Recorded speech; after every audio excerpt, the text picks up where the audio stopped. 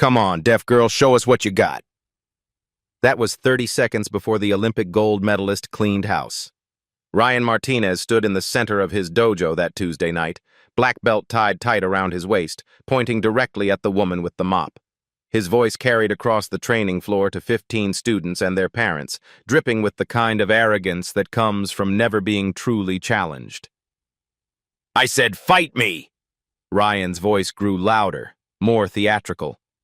Or are you too scared and deaf? Keisha Washington looked up from her cleaning, water dripping steadily from the mop strands. She'd been invisible in this place for 8 months, cleaning after hours, staying in the shadows, letting everyone assume she was just another minimum wage worker grateful for the job. The room went quiet. Parents shifted uncomfortably. Students stared. But what none of them knew, what Ryan was about to discover the hard way, was that some people choose to be underestimated. 3 years of hiding were about to end in 30 seconds of truth. 2 hours earlier, Keisha had arrived at Sunset Valley Martial Arts just as she did every Tuesday and Thursday evening. Her key turned in the back door with practiced silence. She moved through the dojo like water, methodical and invisible. The place smelled of sweat and determination. Rubber mats stretched across the main floor, mirrors reflecting the overhead lights she flicked on one by one. She'd learned the routine by heart. Vacuum first, then mop, then wipe down equipment. Simple work that paid for her small apartment and kept her busy enough to avoid thinking too much. But Keisha never just cleaned. She watched. As she ran the vacuum along the edges of the training area, her peripheral vision tracked every technique the evening class practiced. The way that brown belt telegraphed his punches, how the teenage girl in the back row had perfect form but held back her power. The subtle adjustments Ryan made to students' stances that actually improved their balance. Ryan Martinez had talent, no question. At 28, he'd earned his 3rd-degree black belt through genuine skill. Students respected him. Parents trusted him with their kids. But there was something else there. Something that made Keisha's jaw tighten when she watched him work. The way he dismissed certain students. The impatience that flickered across his face when someone struggled. The jokes that weren't quite jokes. Tonight, the evening class was winding down when Keisha heard car doors slamming in the parking lot. She glanced through the window and saw Maria Santos walking toward the entrance, her 10-year-old son Aiden bouncing beside her. Keisha knew them. Aiden had started coming 3 weeks ago, bright-eyed and eager, his hands moving in rapid sign language as he communicated with his mother. The boy was deaf, just like Keisha, but where she had learned to navigate the hearing world through careful observation, Aiden still moved with the fearless enthusiasm of childhood. The front door chimed as they entered. Maria signed something to Aiden, who grinned and ran toward the mat where Ryan was finishing up with the advanced students. Keisha watched Ryan's face change the moment he spotted them. Not outright hostility, but something colder, a tightening around his eyes. "Mrs. Santos," Ryan called out, his voice carrying that particular tone adults used when they were about to deliver disappointing news. "I was hoping to catch you." Maria approached with Aiden practically vibrating with excitement beside her. "Is everything okay? Aiden's been looking forward to class all week." Ryan glanced at the boy, who was stretching near the mat, completely unaware of the conversation happening about him. "Look, I've been thinking. This might not be the best fit for Aiden." "What do you mean?" Maria's voice stayed level, but Keisha could see her shoulders stiffen. "Martial arts requires a lot of verbal instruction. Commands, corrections, safety calls. Aiden can't hear any of that." Ryan gestured toward the other students. "It's not fair to him. And honestly, it's a distraction for the other kids." Keisha's hand tightened around the mop handle. She'd seen Ryan work with struggling students before.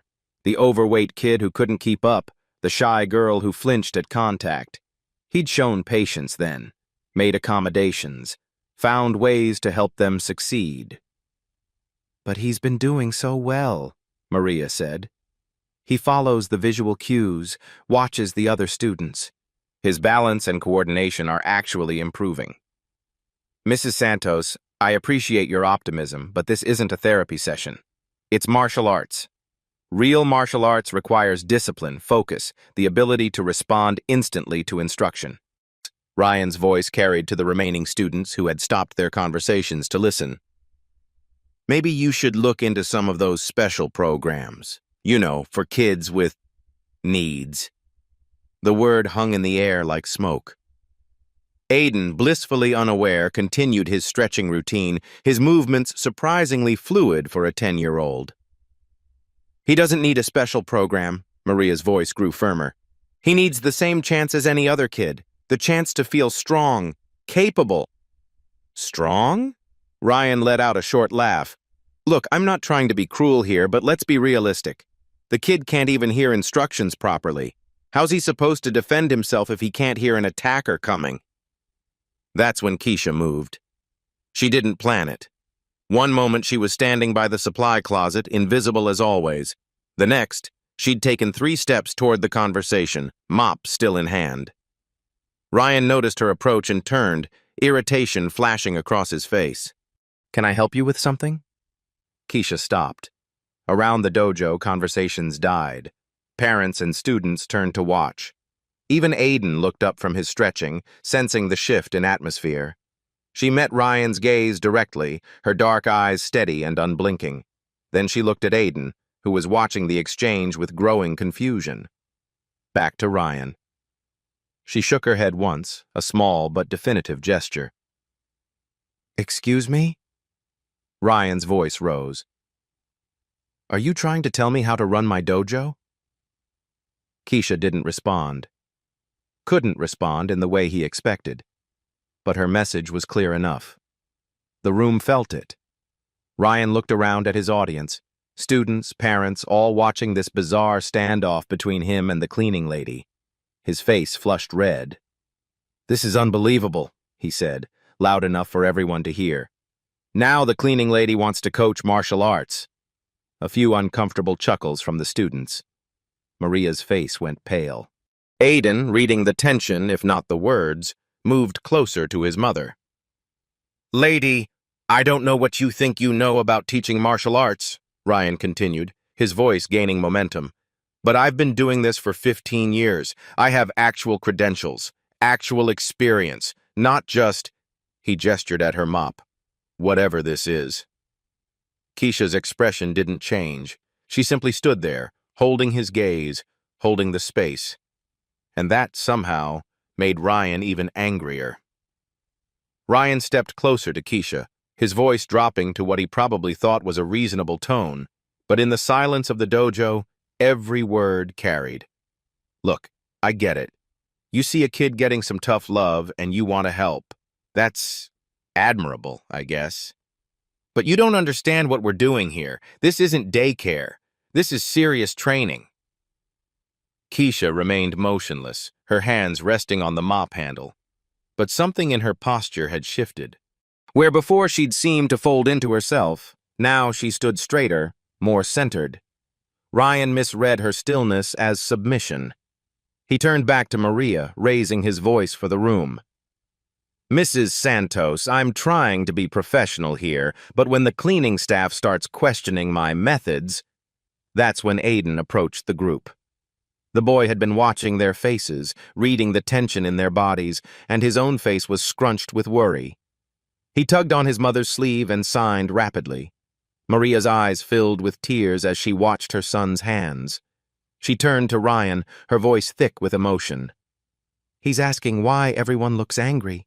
He wants to know if he did something wrong. Ryan glanced at the boy, and for a moment, something like guilt flickered across his features. But then he caught sight of the watching parents and students, and his expression hardened again. This is exactly what I'm talking about, he said. The constant need for special accommodation. The disruption to class flow. Other kids shouldn't have to worry about... Keisha moved. She didn't make a sound, but her movement cut through Ryan's words like a blade. She leaned the mop against the wall and stepped forward, positioning herself between Ryan and Aiden. Her hands moved in fluid sign language, and Aiden's worried expression transformed into a wide smile. Whatever she'd signed to him, it made the boy stand taller.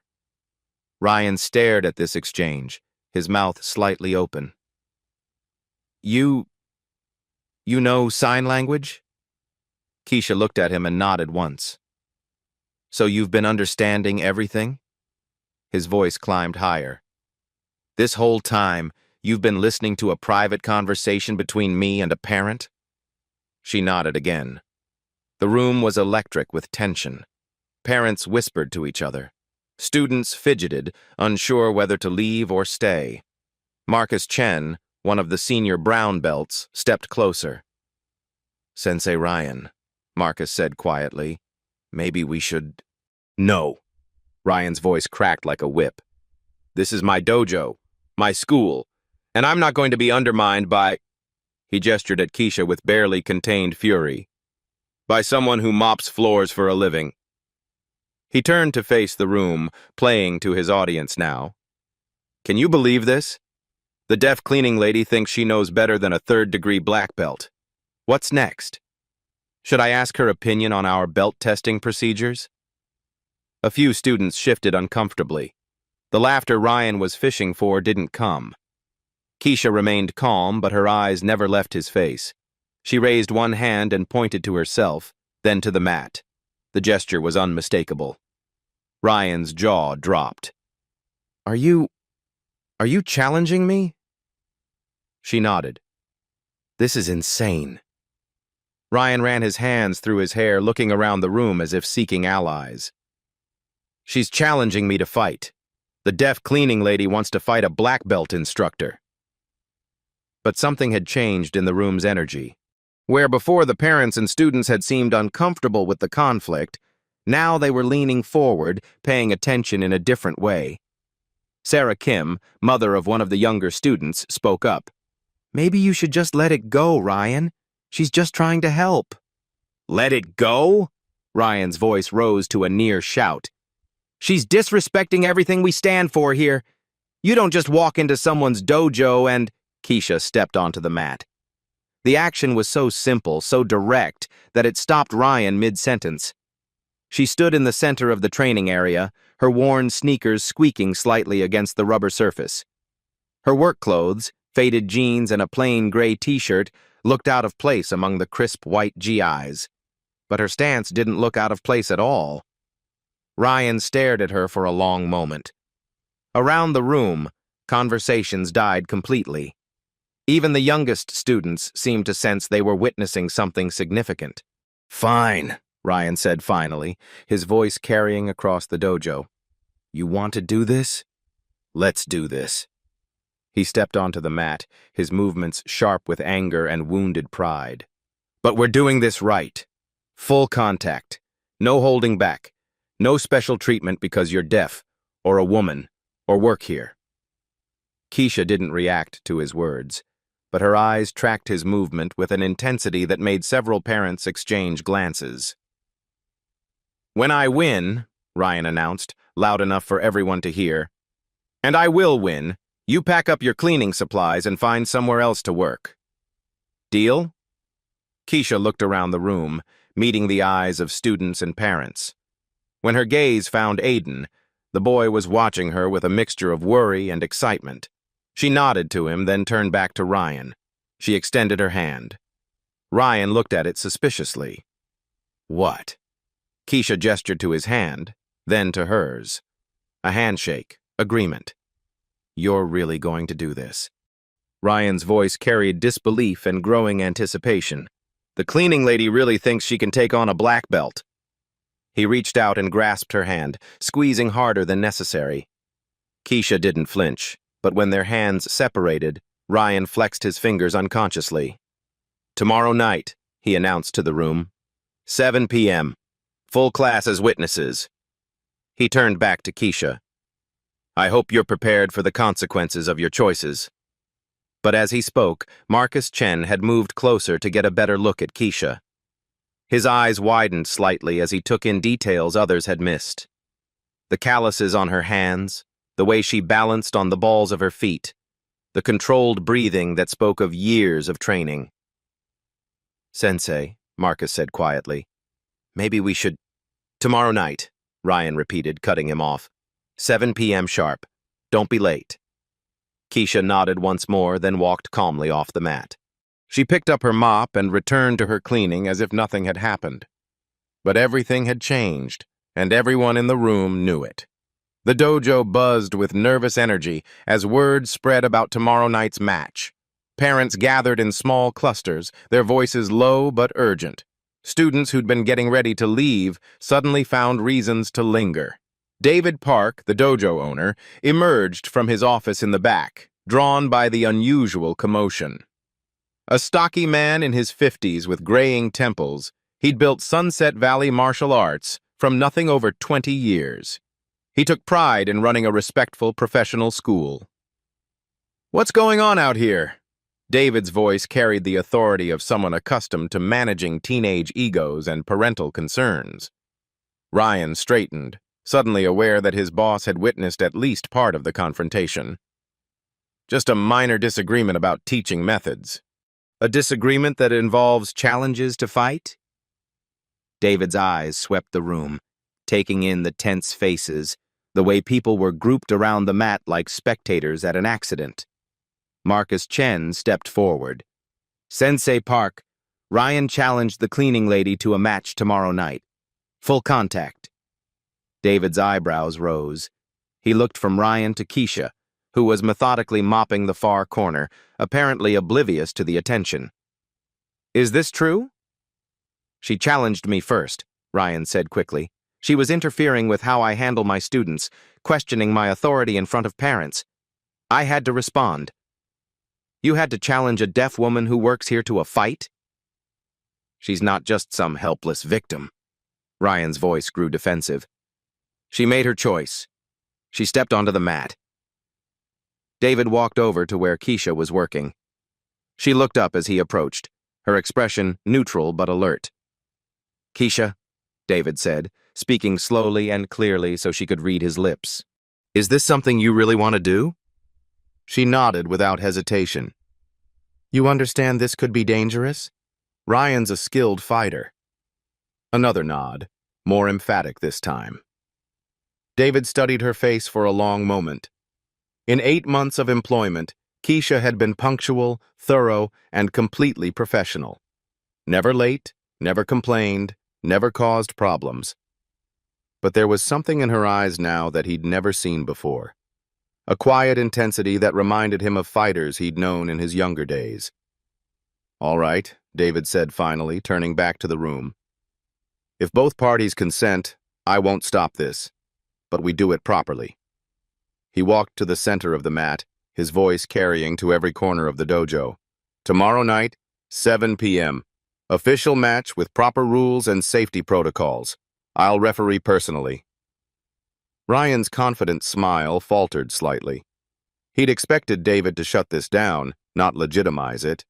"Full contact as agreed," David continued, "but with reasonable limits. No strikes to the head, no joint locks, no throws that risk serious injury. First to submit or be unable to continue loses." "That's not what we agreed," Ryan protested. "She challenged me. She should face the real consequences." "These are the real consequences." David's voice hardened. "In my dojo, under my insurance, with my rules. Don't like it? Take your disagreement to the parking lot." Ryan's face flushed, but he nodded. "Fine, but the stakes remain the same. When I win, she finds another job." David turned to Keisha. "And if you win?" Keisha looked thoughtful for a moment, then walked over to where Aiden stood with his mother. She knelt down to the boy's level and signed something to him. Aiden's face lit up, and he signed back rapidly. Maria Santos translated, her voice shaky with emotion. She says if she wins, Aiden gets to stay in class. No more talk about special programs or accommodations. He gets treated like every other student." "That's it?" Ryan laughed. "That's her big demand? The kid can stay in class?" Keisha stood and faced him directly. She signed something fluid and decisive. "What did she say?" Ryan demanded. Marcus Chen, who'd picked up some sign language from a deaf cousin, translated quietly. She said, "That's everything." The room fell silent again. Parents looked at each other with new understanding. This wasn't about ego or pride. This was about a child's right to belong. David nodded slowly. "Those are the terms. 7 p.m. tomorrow. Official witnesses required. I want at least 10 people here to make this legitimate." He looked around the room, his expression serious. "Anyone who attends is bound by what they see. No social media, no recordings, no gossip that could damage anyone's reputation. This stays between us." Keisha removed her cleaning gloves, and for the first time, people got a clear look at her hands. The calluses were obvious now, thick ridges across her palms and knuckles that spoke of years gripping something much more demanding than a mop handle. Marcus Chen sucked in a quiet breath. Those weren't the hands of a cleaning lady. "Tomorrow, then," Ryan said, his voice trying to maintain confidence but betraying a note of uncertainty. "Don't expect me to go easy on you just because—" But Keisha had already turned away, returning to her work as if the conversation was over. She moved with a fluid efficiency that seemed different now, more purposeful, like someone who knew exactly what they were preparing for. As parents gathered their children and students collected their gear, the dojo slowly emptied. But the anticipation hung in the air like incense, thick and impossible to ignore. Tomorrow night, everything would change. Keisha's apartment sat above a Korean restaurant on the east side of town, the kind of neighborhood where people minded their own business and rent stayed affordable. She climbed the narrow stairs, her work clothes still smelling faintly of cleaning products, her mind replaying the evening's events. The apartment was sparse but clean. A small living room with a second-hand couch, a kitchen table for one, a single bedroom with blackout curtains. But it was the walls that told the real story, or rather, what wasn't on them. Picture frames sat face down on the dresser in her bedroom. A small wooden box on the nightstand remained firmly closed. The only visible photograph was on the refrigerator. Keisha with her arm around a younger girl, both of them grinning at the camera, both making exaggerated muscle poses. Emma. Keisha touched the photo gently, the way she did every night before bed. Emma at 14, all elbows and attitude, her hearing aids visible but worn like badges of honor. Emma who'd taught Keisha that being deaf didn't mean being weak, just different. Emma who'd been so proud when her big sister made the Paralympic team. Emma who wasn't here anymore. Keisha moved to the bedroom and knelt beside the bed, reaching underneath to pull out a gym bag she hadn't opened in 3 years. The zipper stuck slightly from disuse, but inside, everything was exactly as she'd left it. Hand wraps, worn soft from countless training sessions, a mouthguard, molded specifically for her teeth. And at the bottom, wrapped in tissue paper, a gold medal that caught the lamplight like a promise. Rio de Janeiro 2016. Women's Judo, 57 kgs division. First place.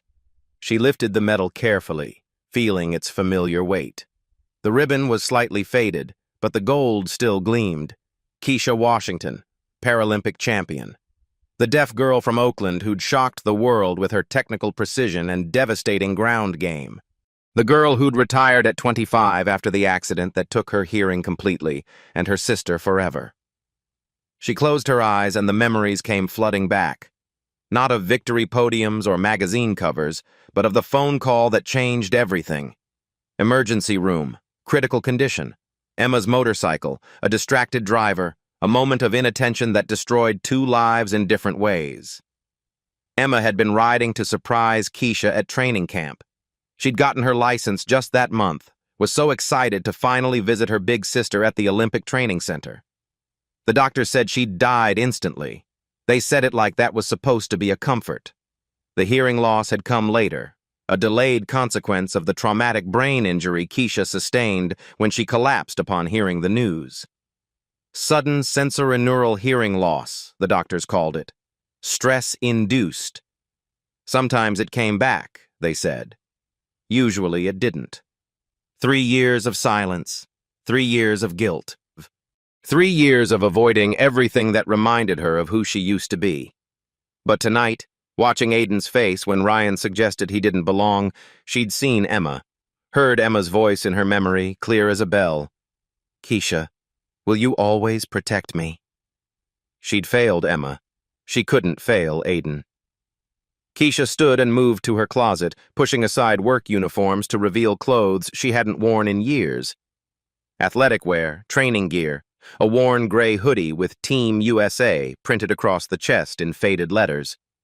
She pulled out a pair of training shorts and a compression shirt, holding them up to the light. They still fit. She'd never stopped moving, never stopped the subtle training that kept her body ready even when her mind wasn't. Shadowboxing in her apartment late at night, stretching routines that maintained flexibility, strength exercises disguised as cleaning work. The muscle memory was all there, waiting. She walked to the bathroom mirror and studied her reflection. At 31, she looked older than her years. The stress of loss had carved lines around her eyes, and her hair was longer than she'd worn it as a competitor. But underneath, the athlete remained. Her phone vibrated on the nightstand, a text message. She picked it up, expecting spam or a work reminder. Instead, it was from Maria Santos. "Thank you for standing up for Aiden today. I don't know what you're planning tomorrow, but please be careful. He's been talking about you all evening. Says you're the first adult who treated him like he belonged somewhere. That means everything to a mom. Whatever happens, we'll be there." Keisha stared at the message for a long time. Then she typed back, "See you at 7. She returned to the gym bag and pulled out her old training journal, its pages filled with technique notes, competition analysis, training schedules written in her careful handwriting.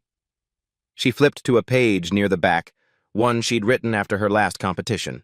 Judo is about more than throwing people. It's about using an opponent's force against them. It's about staying calm when someone tries to overpower you. Most importantly, it's about protecting what matters.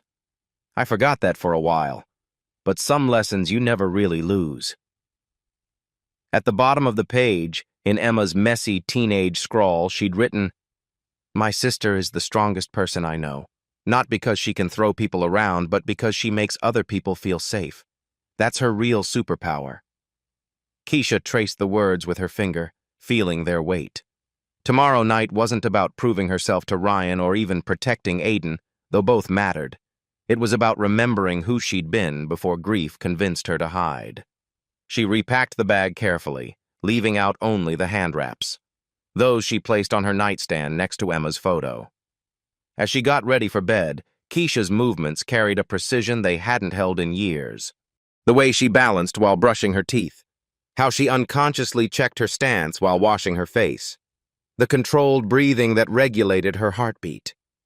The cleaning lady was still there, the one who'd learned to be invisible, who'd found safety in being underestimated. But tomorrow night, she'd step back into the light as someone else entirely. Someone who'd forgotten, for just a while, that silence could be its own kind of strength. Someone who was ready to remember. Before turning off the lights, she sent one more text message, this one to David Park. "Thank you for making this official. 7 p.m. sharp." His reply came immediately.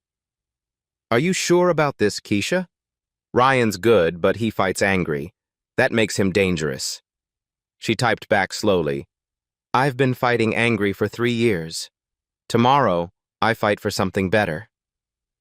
Outside her window, the city hummed with late-night energy. Inside her small apartment, surrounded by memories of loss and reminders of who she used to be, Keisha Washington settled into the deepest sleep she'd had in months. Tomorrow, everything would change, for everyone. The dojo filled differently on Wednesday night. Parents arrived early, claiming seats along the walls like spectators at a championship bout. Students who normally left after class lingered with nervous energy. Even some of the afternoon students had returned, drawn by word of mouth and curiosity. Keisha entered through the back door at exactly 6:45 p.m., carrying a small duffel bag instead of her usual cleaning supplies. She'd traded her work clothes for black athletic shorts and a plain gray t-shirt. Her hair was pulled back in a tight ponytail, and her feet were bare. The conversations died as she walked across the dojo floor. Where before she'd moved like someone trying to remain invisible, now every step carried purpose. Her posture was straighter, her gaze direct. She looked, several parents realized with surprise, like an athlete. Ryan was already warming up on the mat, his movements sharp and aggressive. He wore his traditional white gi with the black belt knotted perfectly around his waist. His warm-up routine was impressive. High kicks, spinning techniques, combinations that showcased his flexibility and power. He was putting on a show, and he knew it. David Park stood at the edge of the mat, wearing his instructor uniform and carrying a clipboard. His expression was carefully neutral, but his eyes tracked Keisha's movements with growing interest. "All right, everyone," David called out. "We're going to do this properly. Official rules, official witnesses. No phones, no recording devices, no social media posts. What happens here stays here." Aiden sat in the front row with his mother, his eyes wide with excitement and worry. When Keisha passed near him, she paused and signed something quickly. The boy's worried expression transformed into a smile, and he signed back enthusiastically. Marcus Chen, watching from across the room, felt his stomach tighten. He'd spent the day thinking about those calluses on Keisha's hands, about the way she'd moved during last night's confrontation. Something about her reminded him of his college wrestling coach, that same controlled intensity that spoke of serious training. "Fighters to the center," David announced. Ryan strode to the middle of the mat with confident swagger, bouncing slightly on his toes, rolling his shoulders. Keisha approached from the opposite side, her movement economical and fluid. They stood facing each other, 3 feet apart. The contrast was stark. Ryan in his crisp white gi, tall and lean with the defined musculature of someone who trained for appearance as much as function. Keisha in simple workout clothes, shorter and stockier, her build suggesting functional strength over aesthetic muscle. "Standard rules," David announced to the room. "No strikes to the head, no small joint manipulation, no throws that risk serious neck or spine injury. Match ends with submission, unconsciousness, or referee stoppage." He looked at both fighters. "Understood?" Ryan nodded curtly. Keisha bowed slightly, a gesture so natural it seemed instinctive. "Touch gloves and return to your corners." They stepped forward. Ryan extended his hand aggressively, trying to intimidate with his grip strength. Keisha met his hand calmly, her own grip solid but not competing. When they separated, Ryan flexed his fingers again, just as he had the night before. They returned to opposite sides of the mat. The room held its breath. "Begin!" Ryan came forward immediately, his strategy clear. Use his reach and aggression to overwhelm her before she could settle into any kind of rhythm. He threw a series of probing punches and kicks, nothing committed, just testing her reactions. Keisha didn't retreat. Instead, she moved laterally, her footwork smooth and balanced. She kept her hands up in a guard that looked more like boxing than traditional martial arts, her body positioned at angles that made Ryan's strikes miss by inches. "Come on!" Ryan called out, his voice carrying to the spectators. "Don't just run around." But Keisha wasn't running. She was reading him. Every time Ryan committed to a technique, she was already moving away from it, her spatial awareness allowing her to see attacks before they fully developed. The first real exchange came when Ryan threw a hard right cross, followed by a low kick. Keisha slipped the punch with minimal movement and caught the kick, her hands locking around Ryan's ankle with surprising speed. For a moment, they were connected, Ryan hopping on one foot while Keisha controlled his trapped leg. The room expected her to sweep him or throw him off balance. Instead, she simply released his foot and stepped back. Ryan landed awkwardly, his confidence flickering for the first time. In the crowd, Marcus Chen leaned forward. That hand positioning when she'd caught the kick, he'd seen it before, in highlight reels of Olympic judo competitions. "What was that?" Ryan demanded, his breathing already slightly elevated. "You had me, and you just let go?" Keisha didn't respond, couldn't respond in the way he expected, but her message was clear in her posture, her expression. She was showing him something, giving him information he wasn't yet ready to understand. Ryan's next attack was more aggressive, a combination of punches followed by an attempt to grab her in a clinch. But when his hands reached for her, Keisha seemed to flow around them like water. Her movement was so smooth, so efficient, that Ryan found himself grasping air while she repositioned behind him. Again, she could have struck or thrown him. Again, she chose not to. The crowd began to murmur. This wasn't what they'd expected. Not the brutal confrontation Ryan had promised, but something more like a chess match played at fighting speed. "Stop playing games!" Ryan's frustration was building now, his techniques becoming sloppier as his anger grew. "Fight me!" But Keisha was fighting, just not in any way Ryan understood. Every exchange revealed more about his patterns, his tendencies, his weaknesses. She was learning him, downloading his fighting style like a computer analyzing data. 5 minutes in, Ryan was breathing hard while Keisha looked like she'd barely started warming up. Sweat darkened his GI, while her shirt remained dry. His movements were becoming wider, more telegraphed, as fatigue and frustration took their toll. The crowd's energy was shifting too. Parents who'd expected to see Ryan dominate were now watching with growing amazement as the cleaning lady systematically dismantled his offense without seeming to exert any effort. "She's making him look silly," Sarah Kim whispered to another mother. "Where did she learn to move like that?" came the reply. Ryan heard the whispers and his face reddened. He'd promised these people a demonstration of proper martial arts hierarchy. Instead, he was being embarrassed by someone who wasn't even fighting back. "Enough!" Ryan roared, abandoning technique for pure aggression. He rushed forward with a wild haymaker, putting all his power behind a punch designed to end the match. Keisha had been waiting for this moment. As Ryan committed fully to his attack, she stepped off the line of his punch and captured his extended arm. Her movement was so fast, so precise, that most spectators missed the technique entirely. One moment, Ryan was throwing his biggest punch.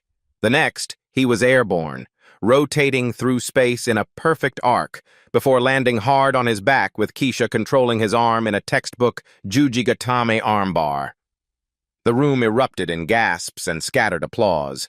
But instead of applying pressure to force a submission, Keisha held the position for just a moment, long enough for everyone to see how completely she controlled him, then released his arm and stood up. Ryan lay on his back, staring at the ceiling, his chest heaving. Around the room, parents and students processed what they'd just witnessed. That throw had been beautiful, technical, the kind of technique that took years to perfect. Marcus Chen was on his feet now, his face pale with recognition. He knew that throw. He'd seen it in competition footage, performed by Paralympic champions and Olympic medalists. "Jesus Christ," he breathed. "Who is she?" Ryan rolled to his side, then pushed himself up to his knees. His GI was disheveled, his hair messed, his breathing labored.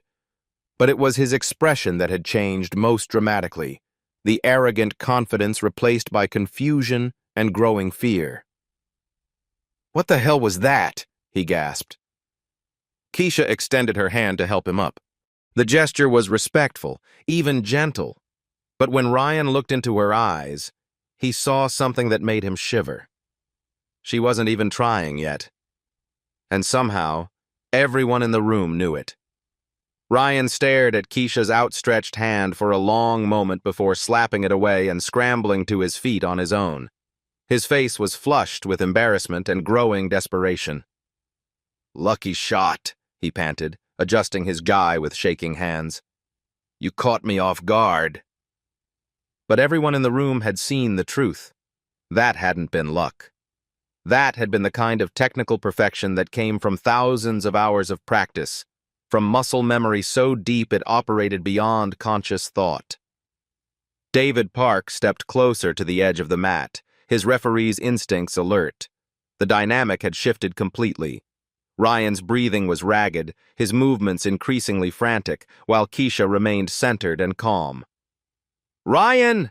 David called out, his voice carrying a warning. "Remember where you are." But Ryan was past hearing warnings. The whispers from the crowd, the way parents were looking at him now, not with respect but with something approaching pity. It was eating at him. His entire identity was built on being the expert, the authority figure. Without that, who was he? He came at Keisha again, this time abandoning any pretense of technique. Wild swings, desperate grappling attempts, the kind of sloppy brawling that had no place in a martial arts school. Keisha absorbed it all with minimal effort. She redirected his punches, stepped away from his kicks, and when he tried to tackle her, she simply wasn't where he expected her to be. The crowd watched in growing discomfort as Ryan's attacks became more reckless, more dangerous. This wasn't martial arts anymore. This was a man having a breakdown in public. "This is embarrassing," someone whispered. "Someone should stop this," came another voice. But Keisha seemed to understand something the spectators didn't. Ryan needed to reach the bottom before he could find his way back up. So she gave him space to fall, space to exhaust himself against her defense. 8 minutes into the match, Ryan threw a wild right hook that would have seriously injured Keisha if it had connected. But it didn't connect. She moved just enough to let it pass by her ear, and the momentum of his miss sent Ryan stumbling forward. That's when something inside him snapped. "Fight me!" he screamed, spinning around to face her. "Stop hiding! Stop running! Fight me like a man!" The words hung in the air like poison.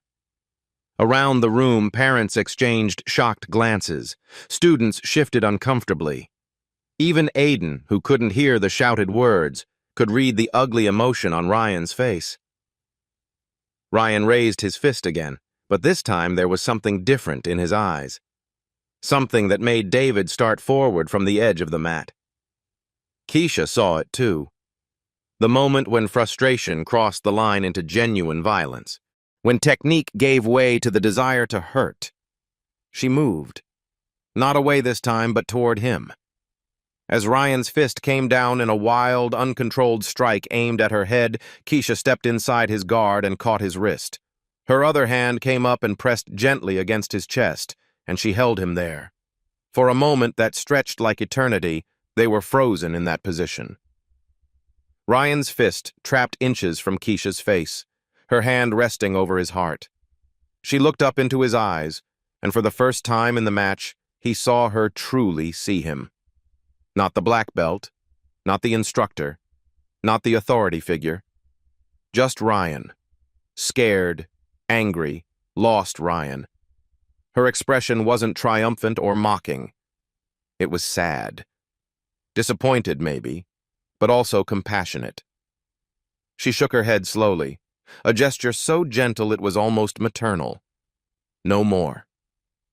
Ryan's face crumpled. The fight went out of him all at once, like air leaving a punctured balloon. His hand went limp in her grip, and she released it carefully. He stood there swaying slightly, his chest heaving, tears beginning to form in his eyes. The room was completely silent, everyone witnessing the collapse of a man who'd built his identity on being stronger than everyone else. Keisha stepped back and gestured toward the edge of the mat. The match was over. Not because anyone had submitted or been knocked unconscious, but because there was nothing left to fight. Ryan looked around the room at the faces staring back at him. Students, parents, colleagues, all seeing him as he really was, all understanding what he'd become. He walked off the mat without a word, his shoulders shaking. The silence that followed was deafening. The silence stretched for 30 seconds that felt like 30 minutes. Ryan stood at the edge of the mat, his back to the room, his shoulders shaking with suppressed emotion.